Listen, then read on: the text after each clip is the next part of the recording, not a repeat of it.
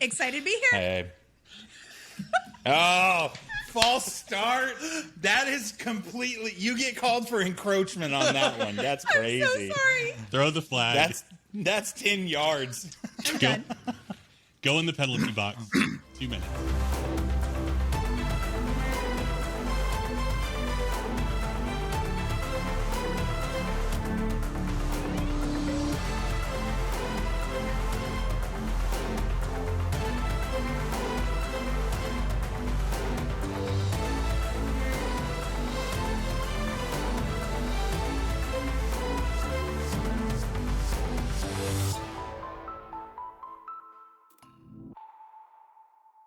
Bonjour, bienvenue à Khyber Shards, a 5th edition actual play show set in the Eberron Campaign world.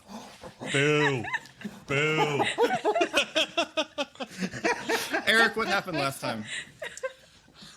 The dead rose from the earth by the hand of a necromancer. The dead walk upon the earth. And the Knight of something, Knight of Skulls. Yeah. Yep. Who was also a member of the Emerald Claw, made a loud proclamation about it. And then all the hells broke loose. Pog was in the ring. Ari joined him in that endeavor, trying to clear a path. Pog cast fire. Ari did not respond well to that. Esri tried healing.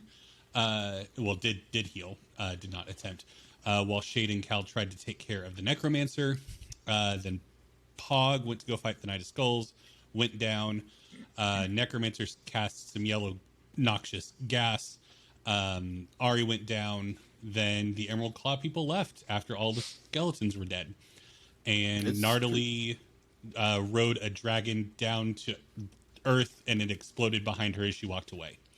That is 100% canon. All of that first stuff happened, but none of that matters because the show was stolen what by really Nardali. happened. Yeah. It's like the exploding whale. Yeah. Yes, Exactly. that's what happened. As Nardali walked away. And Kolos also fought, and Deimos won the event. So good for Deimos. According to some. According to the rules of the event. As I said. I have rewatched the episode. I clearly stated his location. Yeah. All right, here we go. So, outside, a bird's eye view, a soon-to-be dead wyvern's eye view, for example. We see crowds streaming out of the Red Ring. We see. I've already lost Eric. He doesn't like descriptors. We see the Stromreach guard attempting to do crowd control and not being extremely successful, but working on it, doing their utmost. Meanwhile, inside the Red Ring, the skeletons have collapsed back to the ground. All of you are variously barely conscious. Ari, you've been woken up by some healing from Shade once the noxious cloud of gas and poison that felled you has cleared. Pog, your inherent durability has woken you back up. Solarka is still there. And Esri, you're down in the ring, or you're just still outside the ring? I'm down in the ring. I was near Pog, and I was fighting. I was casting spells at. That's right. The Knight of Skulls, right? Yeah. In the chaos of the last of it, the Emerald Claw figures have fled for the exits. It's really only been a minute or two since things went very crazy. Looking around, you can see that as things calm down, Kolos is trying to restrain Nardali, who's just still lost in her rage and trying to lash out at anything. The other gladiators in the area are sort of looking around, still at the ready. You can see the various VIPs with their clusters of security around them, and up in the stands, Shade and Ari being still up in the stands, you hear the crashing of running feet, and you see dozens of Warforged swarming into the Red Ring and beginning to take up positions around exits and clear their way around to secure the ways in and out. At this point, you can see a group of them break off and fill in around the Stormlords that are still in the arena. So for the moment, that's what's going on. If any of you want to do anything in this particular moment. How hurt? How bad does Pog look? Pretty bad. Pog looks bad. Yeah, he still is knocked prone. We have not gotten back up. And because of Solarka is. Solarka doesn't look badly injured. She's near Pog, and still sort of looking around the dead, having just collapsed back into inertness. Okay. So she's gonna sort of, kind of, I don't know the right term. Heavy walk, stomp over to Pog, say, "Excuse me, please," and just put his hand on Pog's chest, and I'm gonna cast, Cure Wounds at 3rd level. Ooh. Now. Whoa. Fancy. And you will get 18 hit points back. Oh my lord. Wow. And then he'll kind of go back to where he was fighting and pick up his stick, look around, and start that sort of march where your like chest is out in front. He's like, "Hey, you!" And as people turn, like, "No, not you. No, you with the horns." And he's gonna march right over to Kolos. And Kolos has sort of just managed to sort of put Nardali on the ground, and has a hand on her shoulder, holding her down, and you see her finally stop struggling as the just loss of control rage starts to leave, and you actually see her body begin to sort of shift back into its normal form. The claws retract, her fangs withdraw, and she's just panting on the ground as Kolos gets up and Weird. wheels towards you. "Hey!" And he's just gonna whack him on the side with a stick. Oh, I guess it's like this. He's big. He's a big guy. Like, He's "Hey!" a big guy. He spins, and you can see him tensed for a blow. What? "You almost got my friend killed. Again. Well, not you again, but again for him." Kolos straightens and squares his shoulders and looms.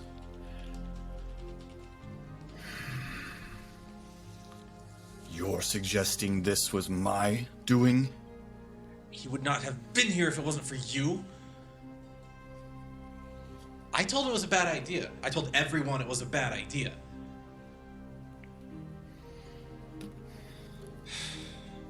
Esri, you,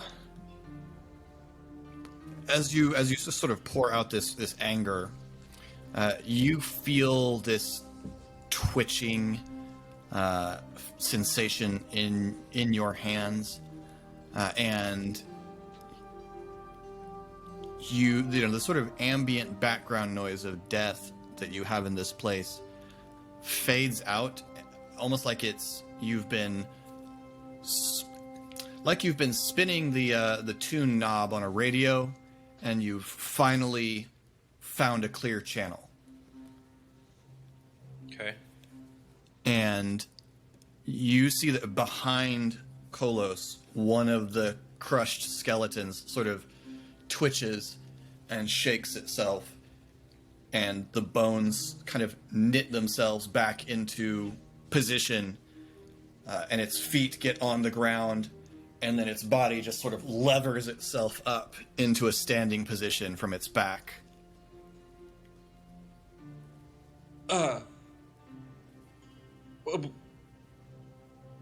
Watch out!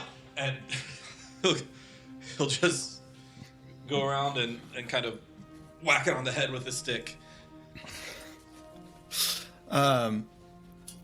It turns and it doesn't really react to that. You hit it hard and it, you break some of it, and then it lunges past you at Kolos, who just backhands it away, and the skull goes flying off and it drops back into a pile of bones. And the channel that you had fades back into the white noise of death. I guess one was left over. You ever have an issue you want to take up with me? You just say the word, and we'll do it. Well, I'd like you to apologize. Your friend's an adult. He signed up. Not for this. No one signed up for this. Neither did I, and I didn't do this. Well, whose fault is it? I think they're gone.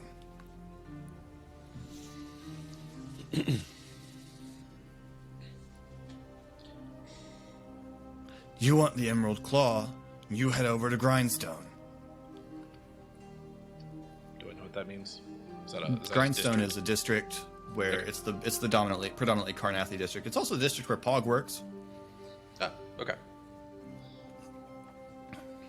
Cool. Yeah. Knew it was Carl the whole time. What's a twist? Hey, you want to go to Grindstone? No. I'm gonna put my place of business back together.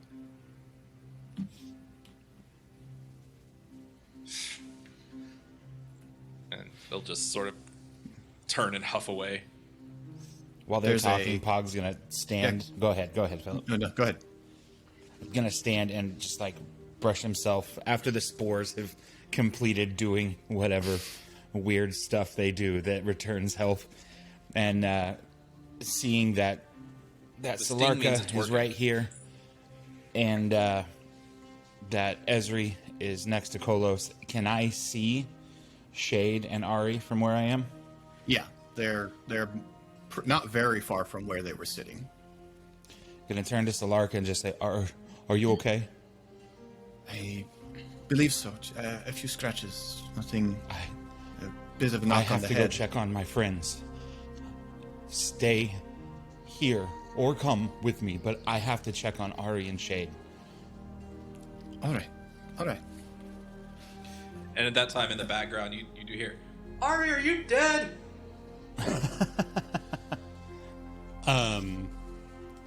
Well, as soon as Ari comes back up from Shade assisting him, Ari's still coming down out of the episode that he was just in. And so Ari would have been short of breath and just in full fight or flight mode, Shade, as soon as you brought him up. And like, I think like Ari would have sat down and Shade, can you just talk, please? I need to hear something.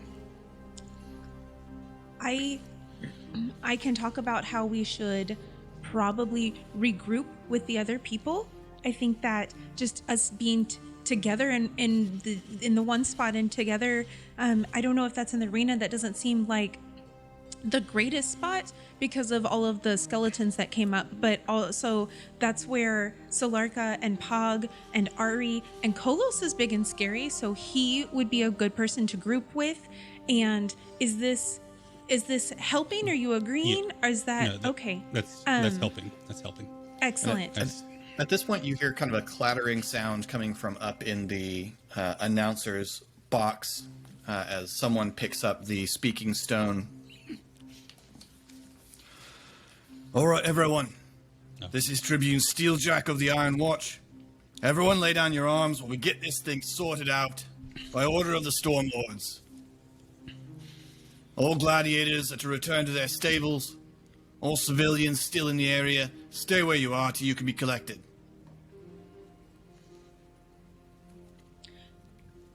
That is very stupid, and I think we should absolutely go meet with Pog. I think my plan to regroup is still the right plan. If he's gonna go to the stables, then we're gonna go to the stables, or he can come with us, not to the stables. But I don't think that we should not be together. Okay, a couple of Warforged are descending the stands toward you. Ari's breath has started slow. To pick Ari up by the elbow or shoulder. Yeah. Stay where you are, please. We just want to go that way. And she's like walking and talking.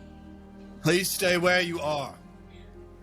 You are much better at the people thing, but I don't want to do what he's asking us to do. Are the people that we came with are just down in the ring? We're just trying to get to them. Is that okay? Stay where you are. They'll be collected if they're civilians.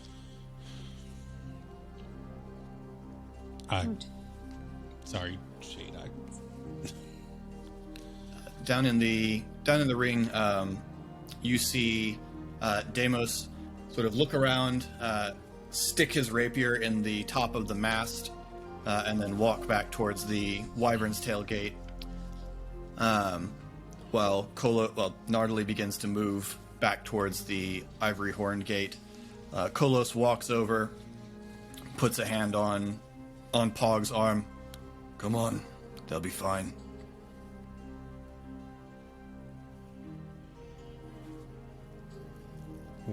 Can they not come with us?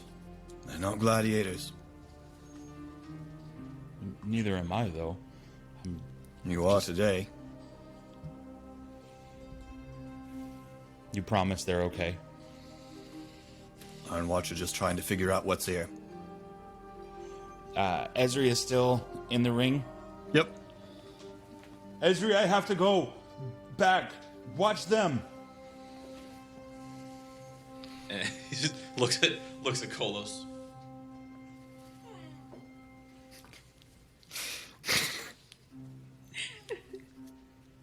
And Pog is going to take Solarka's hand on the walk back to the stable.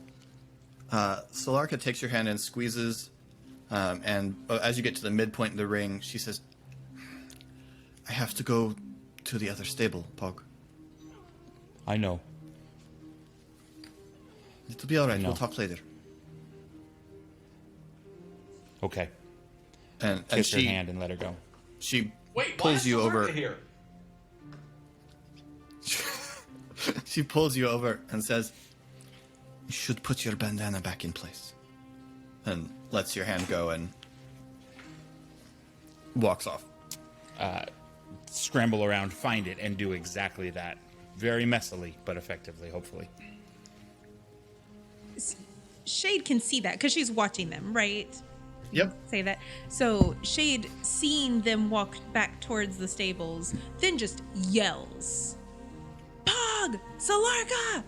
Are you okay? Solarka. Okay.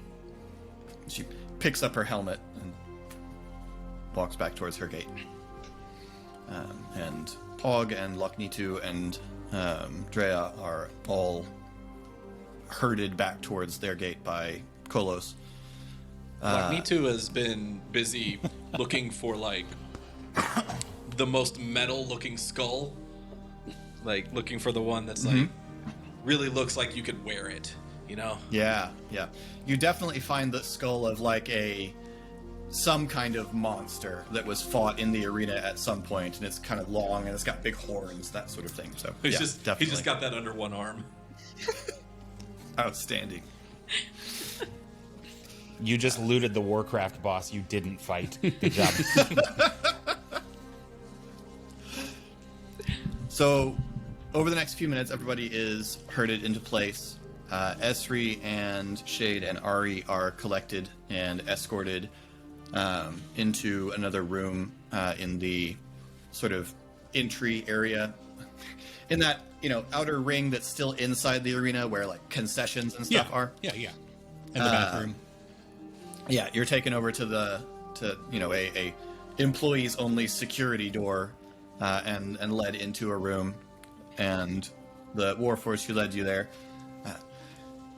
Please wait here. Do any of you require medical attention? No. I'm a little worse for wear from the fighting, but some medical attention wouldn't be turned away. No. I will see that a medic is brought to you. And he turns and leaves. Just trying to save you guys a spell slot. So. Some of us are almost at max hit points still. So. Yeah. Well, good for you. Some of us are not.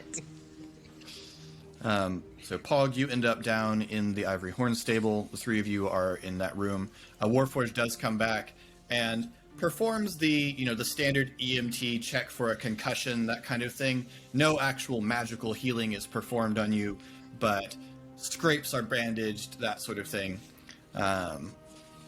So it has no mechanical impact, but Fortunately, all of my damage was pulmonary in nature, so your external injuries are dealt with. The same happens down below. Kolos is sort of pacing up and down in the stable, clearly angry. Pog is on a bench just sitting. Okay. After a little while, Warforged come down and they go through each of the gladiators and just ask a quick what happened and get statements from each of the gladiators. The same happens in the room where you are. They take down any descriptions you give them of the people involved. I'm going to assume, unless you tell me you're concealing anything you knew about the situation, that you give them as accurate as your character is able to description of what you saw and what went down. yeah. I mean, Ari wouldn't lie about it or conceal anything. This might not matter then narratively, but S3, as soon as it looked like someone was coming in to the room, he would sort of grab onto Ari's shoulder and like cast guidance, give him a little bit of like a little spore-based jolt of caffeine just to kind of perk him up. Cool. You only know when you do that, concealing- it seems like Ari's breathing he's getting less and less in a state of shock. So his mind seems to focus for a moment. What was your question, Colin? Nope, Pog is just not going to say anything about the arrival of fire in the ring. Sure. But Sure. gonna be listening to statements to see if anyone else knows where the fire came from. Okay. Yeah, I guess to be fair, concealing Pog's mark, is something that we would. Yeah, I mean, and then my friend who's assume an that- aberrant I marked just wanted, individual like, used his you powers can't be for fire. overly clear, I just that's want to totally make fair. sure I have Yes. I have done that. Yeah, yes, that's true. That's fair.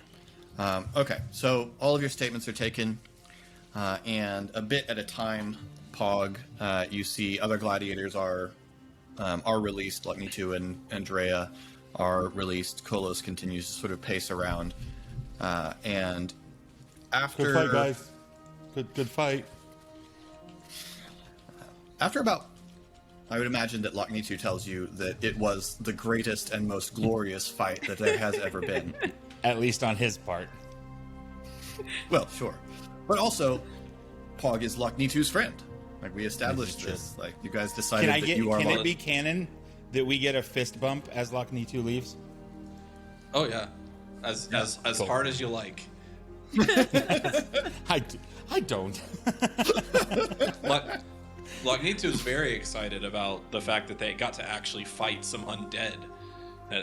That it wasn't just a contrived contest. That there was actual like evil to be vanquished, and that there was an audience. There was. So all in all, you're only waiting about maybe 40 minutes before one of the Warforged comes around and calls you to follow him, Pog, and the same Warforged that led you to the little security room comes in for the other three of you. Did the others have to leave to give their statements? No. Have I already given my statement, or is that what I'm being taken Yes, for? you've already given your statement. Why? Okay. Go ahead. Then I follow. Okay. If you'll come with me, please. Sure. You are led around the arena and then down a stairway into another wing of the sort of underground complex that the arena sits on, and to a nicely designed double door where the four of you are reunited. Standing outside the door is a Warforged of the standard-looking soldier chassis. So we haven't encountered a lot of Warforged yet. So let's deal with Warforged. Warforged are made primarily of metal plating and wood and leather fibers that serve as their musculature and skeletal structure, usually with metal plating on the exterior. They are all generally humanoid shaped, unless they're very specialized models. They generally come in there are 3 or 4 standard Warforged models that were created in terms of their physical structure, and most of what you see are the soldier chassis.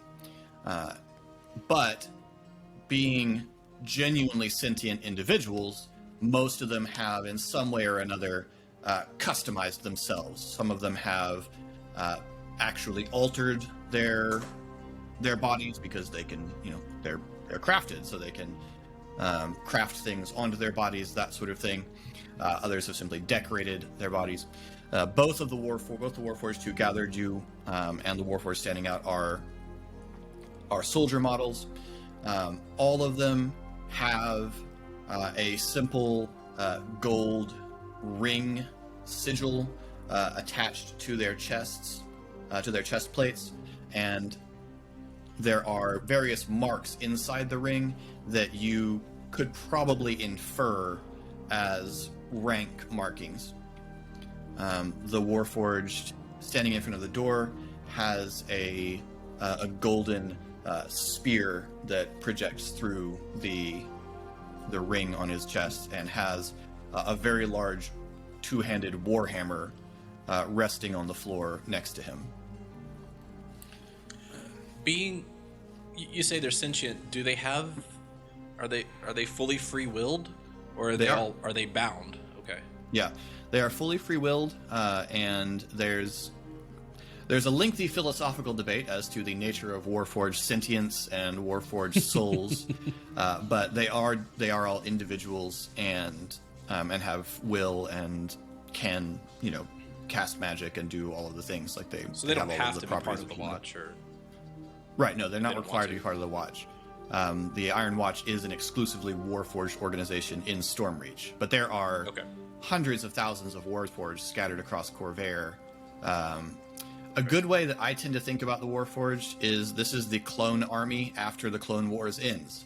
They've been decommissioned and set free because that was part of the treaty that ended the war, was recognition of Warforged freedom. But have all just sort of scattered around to try and make their own way in the world. And in Stromreach, the organization that best helps them do that is the Iron Watch. Do they reproduce? Do they produce do more not. of themselves? Okay. They do not reproduce, and it is currently illegal to create more. Okay, so they're a finite, in theory, population right now. Correct. Okay. Yep. Interesting. Okay. So the Warforged at the front nods at the guards who stop. Your presence is requested inside by the Stormlords. Whose? Yours. Mine. There's somebody important I'm standing behind speaking us? plurally. Why do they want him? Okay. Oh, you should use a plural noun like. Well, like it's not y'all. my fault. It's not my fault that in standard Gallifreyan, you serves both singular and plural functions. The Stormlords want to see all of us. Yes, Why? Why? Okay. that is not really my concern. Well, it's mine. Well, then you could go through the door and find out. I'm concerned. Knocks a couple times on the door and then swings it open. Can we not do that? Yeah. No. I think it'd be better if we knew before. He's got a Well- big hammer. I don't think he knows. He steps out of the way of the door. Ari shrugs and That wasn't really what was preventing me from going in, but steps all right. forward. So We're Whatever. just gonna do it. Fine. Okay. He's literally impossible to read. His face doesn't move. It Yeah, doesn't have yeah. expression. Like he's passionless visage. Yeah. He might be amused or sympathetic or hate your guts, but none of it registers on his face. Yeah, I mean, Ari steps into the room. Sure. Yeah. Shade goes. Follow. She's not comfortable about it. You're led into a large office full of small furniture. There's a conference table in the center. It's clearly of a height for a gnome, as are all of the chairs around it. In spite of this, the non-gnome Stormlords are gathered around it. There is a very My old back. seeming dwarf sitting in one of the chairs, as well as a half-elf who's sitting in one of the chairs but has his feet sort of propped up on the table. A dark-skinned human woman is standing against one of the pillars, leaned back with her arms folded and a frown upon her face. And Curis Selshadra, the Stormlord who's been apparently in charge of the Red Ring, is sitting in a seat. It's definitely the most comfortable-looking seat of the available seats at the table. And she looks up at you as you come in. I shudder Only to four of them? ask. Sorry. I was just asking, four only of- 4 of them? You only see 4 of them, yes. Okay. Is Cal with us? Yes, Cal is with you. Cool. He's part of the gang, Ezri. Right? Standing at the other end of the table, not seated, you can see that there is not a seat set for anyone to stand at the other end of the table, is a half-elf. And he is in the middle of speaking as you come in. As I was saying, these individuals that have been spotted are fugitives from a facility run by the 12. They're extremely dangerous, and our investment in this place would be greatly aided if you would, as we've said, turn them over to us. Sorry, who's speaking? A half-elf that you don't recognize. You Don't were right to not want recognize. to come in here, Ezri. You were right. That's my bad. Always right. The Well, door let's not get closes too far. behind Not you. the right room. We're okay. We could just attack. I think that would. You be a have bad not had a short rest, I should Yes, like to clarify. That would be a very bad idea. My lungs still hurt very badly. Oh boy. The dwarf Stormlord, who, those of you who pay attention to the politics of the city in any way at all, so maybe just Ari, but probably, I don't know, Esri does business with the underworld. He's probably aware of the names of the Stormlords. Shade and Pog, up to you. Nope. You know as is Lord Yorick Amanatu. Yorick Amanatu is the oldest of the Stormlords. He is also well known to be the only surviving original Stormlord. He has a long white beard, and he is playing with a very nice-looking cane that's resting on the ground. I don't trust Cal, him either. calm down, buddy. I don't. Cal's upset. Okay. Why is your cat bark, Shade? That's weird. It's a Fey Panther, man. Speaks so many languages. Can change its colors, can change its voice. Sure. And he looks over. And yet, one of the advantages you find here is the space between the regulations of the Five Nations and yourselves. Seems only fair that should apply in any expectation you have that we turn people over to you. The half-elf with his feet up on the table says, I mean, do we really have any use for them? I don't understand. It's the principle of the thing, Varen. Oh, yes. Yes. I forgot, being pirates, that we were very concerned about that sort of thing. That's my mistake, Yorick. My mistake. Thank you for reminding me. And Kiris leans forward. Yes, we will need to consider your impolite request with some time and determine how the needs of the city are best served in this matter. Thank you. If you would return to your enclave, we will send word of our decision. Is the half-elf marked, Philip? At least Not visibly. Okay. But as the half-elf turns and walks towards one of the doors to the room, you do recognize on his shoulder an embroidered patch with the flaming tower symbol of the Rekindlers, which was the order that Soren was a part of. This person is passing us Yeah. when it's in easy earshot. I'm sorry, I didn't catch your name. And he looks over, smiles, it won't matter, and walks past you. Just want to make sure I get them all. The door opens and closes again. And as it's closing, there's a wait, and the door stops, and a human comes through. A young-looking human comes through and stumbles across the room and hastily slides into a seat, and then overbalances it, falls over and out of it, picks himself up, and attempts to sit casually halfway on the table. I like this guy. Need to be friends.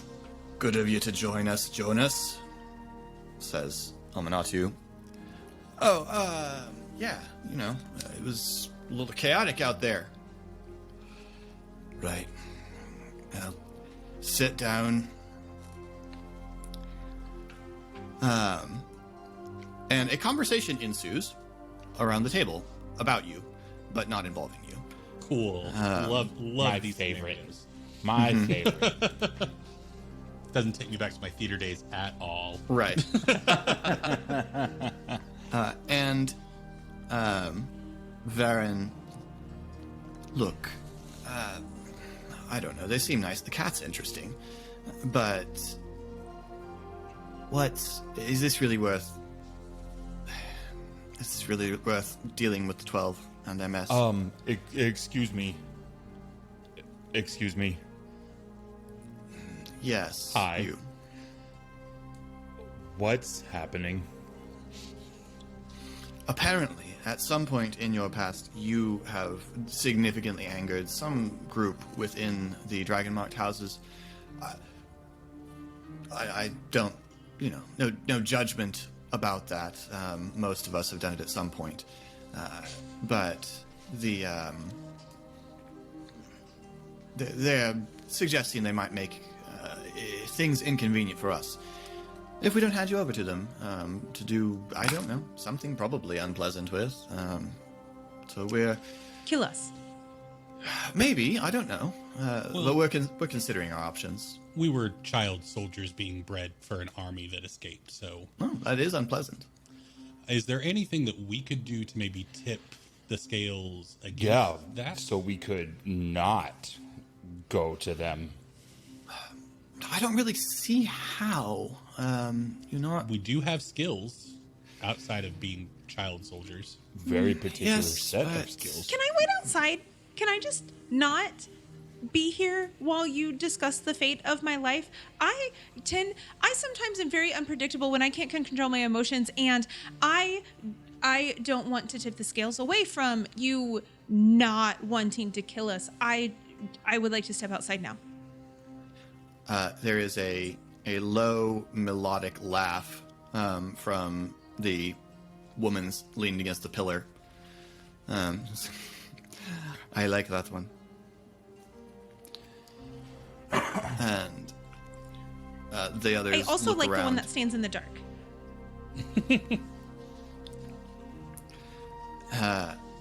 Curious looks over. Steeljack, would you bring in some chairs and set them over there in the corner so they can wait at some remove while we discuss this matter? Ari, do they not understand how hearing works? Are they just... We'll talk to each other while they talk. That way you won't be able to focus on what they're saying. I think they heard you. I don't think they listened, though. That's what Carl said I do a bad job of. So I think that's what they do. I think it's a lack of caring. Steeljack leans out, and a moment or two passes before a couple of Warforged come in, each with a couple of chairs on their arms, and walk over towards the corner. You see Varen, Lazite, the half-elf Stormlord, watch with narrowed eyes as four perfectly good human-sized chairs are carried over into the corner, which were obviously very close to this room already. Oh, politics. Esri is spending all of this time trying to remember everything he can about these people. Mm-hmm. How capable are they? Or are they just politicians? So, why don't you give me an insight check on that? Okay, I will do that. See what you can read as you watch the conversation unfold. Is 16 worth pushing? I would say it's probably not necessary to push. These people the DC for various members of the Stormlords varies significantly. Some of the Stormlords are more subtle than others. But I guess I will leave it to you that there is more that could be learned. I'll give it a shot. Okay. This is insight. There's a 10, so it's worse. Okay. So, like I say, some of the Stormlords strike you as more subtle than others. Aminatu and Selshadra, the gnome and the dwarf, both strike you as on the more subtle end.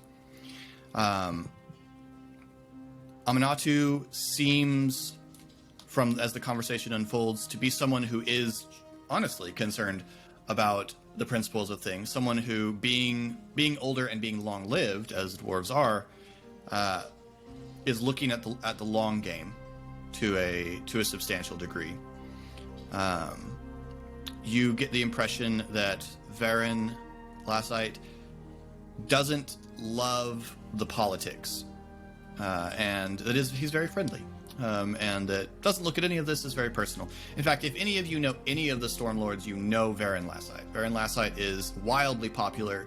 He's the best liked of the Stormlords. He throws a big annual party at the distillery that his family runs. So you probably all know Lassite, and he would rather not be here. The young man who came in last, Jonas Wilkes, seems to really want to seem like he knows what he's talking about, but pretty clearly doesn't, and seems just to be several steps behind everyone in the room. The woman, Paula Omarin, strikes you as the most piratical of the bunch, the one who is the least removed from their origin as pirate lords, and she's the only one who's openly armed. She's got a very nice looking rapier hanging on her hip, and she seems to strongly dislike both Amanatu and Selshadra, but to not have a very strong opinion in this matter. She's interested, but doesn't seem to be leaning in one direction or the other. Other than that she seems to be trying to find a way that it will inconvenience either Amanatu or Selshadra. Which one is the gnome again? I'm sorry, which name? That is Kiris Selshadra. Yeah. Kiris Selshadra. Okay. And she is inscrutable. You can scrute nothing at all from her. Tried to screw her. Not gonna do it. Do you guys think they would... Go ahead. Do you guys think they would let us leave if I said that we have an appointment? I don't. I think what they're doing supersedes anything we got going on. Yeah. I think obviously we're all here hoping that they're not gonna side with Blackwheel and the 12. I think we should discuss what we're gonna do if they decide to turn us over. Probably die. Well, right, we should definitely fight. That's the avoidable thing. Well, here's the thing though. We can't pop off in here. If we attack the Stormlords, then the whole city's on us. Like if we try to escape a envoy sent by the 12, then the 12 are just mad at us, which we're back to exactly where we started. But if we attack now, our lives get worse.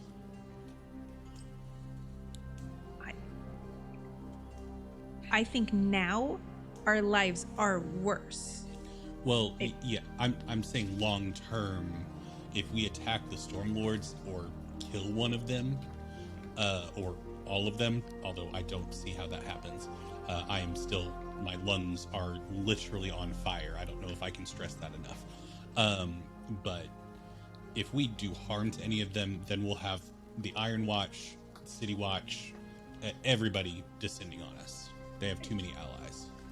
I think them not wanting to hand us over or kill us is definitely that's plan A.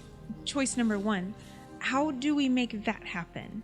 We tried really hard to make friends. We have the Rebel Warren gang. They like us. Yep. And the Moon Spears, I made friends. Harish likes me. I don't know if any of our friends have enough power yet to help here, unfortunately. I don't have power, friends. Yeah. So I think all we can do is cooperate as much as possible right now to make them not want to hand us over and get us out of their hair. And then if they decide to hand us over in transport with anybody from the houses, we attack them. I don't think we lash out in here. It's just that sitting and waiting patiently and quietly in the corner on a chair does not make me want to not explode in lightning. I know, and that's why we're continuing to talk, so you're not as antsy.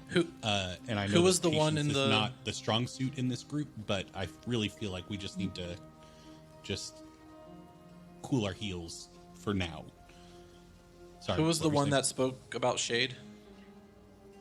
That was Paolo Amaran. Paula? Paola. Oh, exactly hard. Amaran. Sorry. Amaran. Omaren.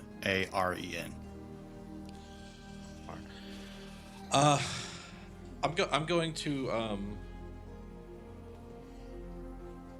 speak in. I'm gonna speak telepathically to Amaran Yes. and say, "Pardon, but everyone likes Shade until she blows their corpse through a wall. She really needs a different place to sit." You see her sort of cock her head and consider that, and then turn her attention back to the conversation.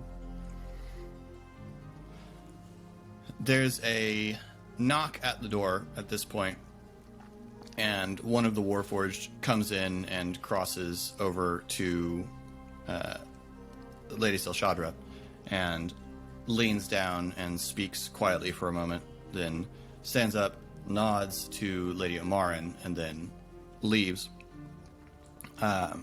And Silshadra looks at the room and says, "There is another party interested in this matter that would like to discuss things with us." All right. Might as well. I think it will probably be worth our while. Steeljack, please go and fetch her. I was about to ask if Kolos has pull, but no. And It's her. there's a delay in which you hear Mystery woman. Jonas lean across the table towards Varen. So, I mean, the bet's off, right? I mean, the mask got knocked down. No one won. And Varen laughs. The rules didn't say anything about the mast having to be standing. He was on the mast. He was on the crow's nest for 18 seconds. Didn't say he couldn't be fighting undead. Didn't say he had to be fighting a wyvern. Didn't say the crow's nest couldn't be on the ground. An unusual suggestion, but no, you're going to pay me. And then the door opens, and a smartly dressed woman with a half cape over one shoulder strides into the room without looking at you and walks over to the Stormlords. She has a what looks like a file tucked under one of her arms, and she pauses, nods. From the back, you can see long, wavy auburn hair, and she says, "Lady Silshadra, you and I had a conversation not too long ago about how I might be of assistance to you, and I think I now see a way you could be of assistance to me." And she slides the file across the table, and Silshadra picks it up, opens it, and you see her eyebrows rise as she reads. "Well, what is it?" It is a rather detailed description of Brellish intelligence positions in Stromreach, as well as various aspects of Dragonmarked House postures across Corvair, and a detailed list of several off-the-books military research projects and where they can be found. And Aminatu turns and looks up. "You double-crossing your own country?" The figure turns, looks at him. "They started it. And there is a Heard. look around the table, and Selshada says, my fellow Stormlords, while this conversation has been ongoing, regardless, this event happened under my jurisdiction as it happened in the Red Ring, and so by pirate code, all of this is ultimately my decision. I have decided now to exchange these four and their cat to this lady in exchange for this file of information. Are there any strong objections? And everyone at the table sort of shrugs. Better than the alternative, Shade. Better than the alternative. What are we going to tell Maybe. the Dragonmarked Who knows? houses? Who's to say? I believe I can. Lady Omarin can convince Steeljack to file a report about their escape from Stromreach guard custody. Not, of course, the Iron Watch, but the guard obviously lost custody of them while they were in transit to the nearest Dragonmarked enclave. She stole my idea. Is she saying we have to escape? Do we have to escape? We are very good at escaping. You will have already escaped. This is us escaping. It's a fiction. Very well. So she sees the future.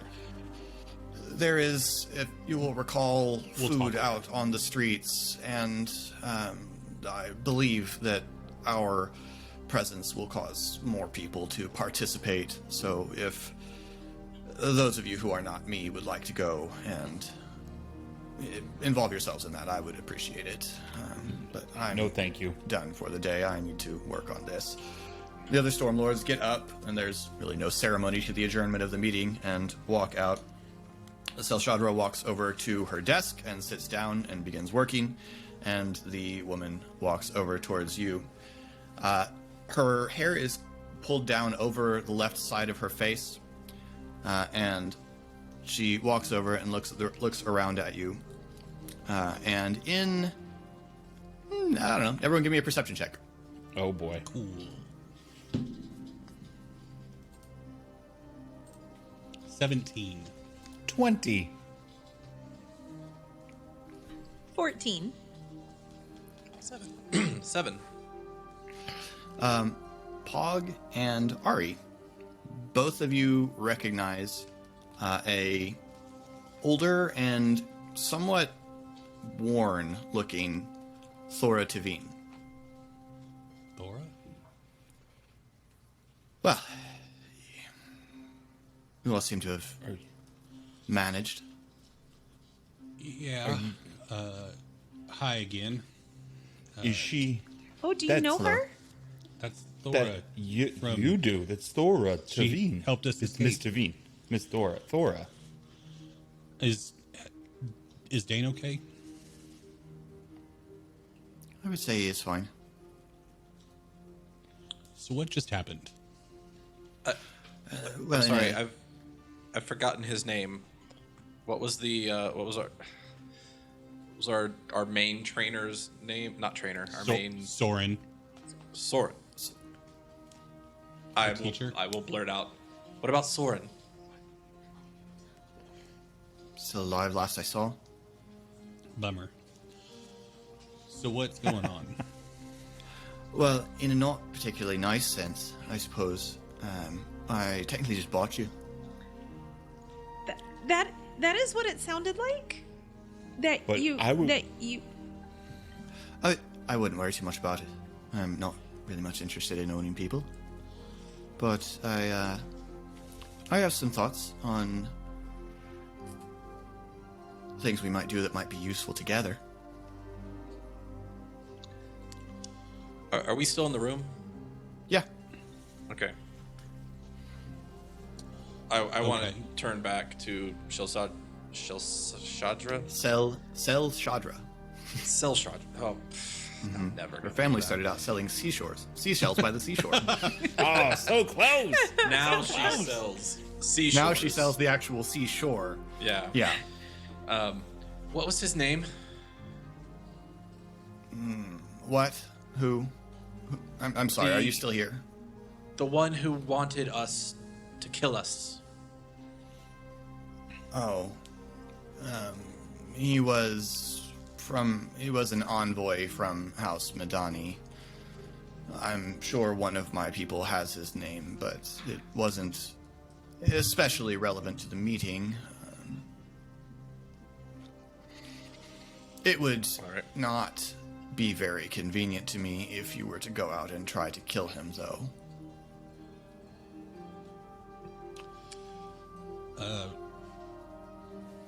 Madonna. But I have work to do. If you would take your reunion somewhere Lives. else, I suppose. Yeah. She leaves. Lady Tavine, very good to see you again, and I hope we can continue to, do subterfuge. It really is, as you can tell, the thing I love most. Kyrus. And she walks out. My driving passion. The only reason I can find the drive to get out of bed every morning on these dark trudge to the Thora grave. leaves. The door is open for you. I assume we are Yeah. Gone. making an exit. Thora leads you out of the Red Ring and away from the crowd gathered in the main square outside the front of the Red Ring. And once at a bit of a distance, she turns and says, "So, it seems like we have a bit of catching up to do." Yeah. Well, yeah. And that's where we'll call that episode. Okay. Boy. Thank you all so much for watching. If you'd like to get in touch with us, you can find a link to our Discord in the description below. And can also, we appreciate comments and likes and subscribes and all of the various engagement forms with all the fancy buttons down there along the bottom of the screen.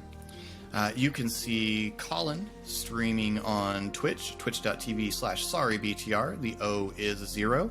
And streaming regularly on Tuesdays still. Yep. And then irregularly whenever he can. Khyber Shards Answers are on Fridays. If you would like to ask questions about this episode or the campaign in general, you can post them in the comments below or on the appropriate channel on our Discord. In the meantime, our next episode will be up next Monday, and we'll see where this goes. This has been Khyber Shards, and thanks for rolling with us. Bye.